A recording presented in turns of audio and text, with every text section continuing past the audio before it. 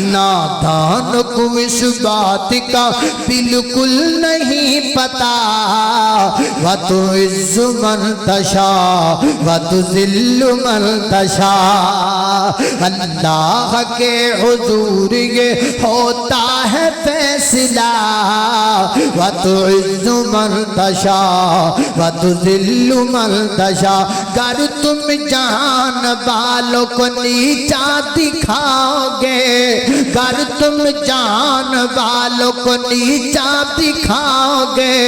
بے داغ صورتوں کو جو شیشہ دکھاؤ گے کئیاں بدیاں دی عادت ہوندی ہے ایویں سڑی جانا پجی جانا پریشان ہوئی جانا اپنے چگے نو اگ لائی جانا اپنے آپ نو پریشانی وچ پائی جانا اور حسد دی اگ وچ بڑی جانا تے سڑی جانا حضرات دی وقار یاد رکھیے حسد بھی بڑی گندی بیماری ہے اور حسد کے ساتھ بھی بعض دفعہ انسان کی نیکیاں برباد ہوتی چلی جاتی ہیں جب بندہ حسد کو دشمنی میں بدلتا ہے اور پھر وہ بڑھتا چلا جاتا ہے یقینہ رکھیے اگر تیرا اے دن نا عزت میرے کولے اینو کا تو لب گئی اے دا مطلب ہے تو سمجھنا ہے اللہ پاک کول بس معاذ اللہ انی کی عزت سی جڑی تینو لب گئی ہے تیری عزت وچوں کڈ کے اللہ پاک نے دتی ہے نا پوری کائنات کا وہ خالق و مالک ہے وَلِلَّهِ الْعِزَّةُ جَمِيعًا عزت کے خزانے اس کے پاس ہیں ہمیں گھبرایا نہ کر ہمیں پریشان نہ ہویا کر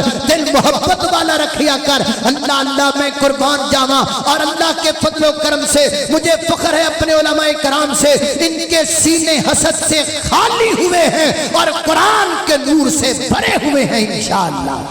اللہ اللہ میں قربان جاواں تنگ آکھی ہے اللہ نادان کو اس بات کا بالکل نہیں پتا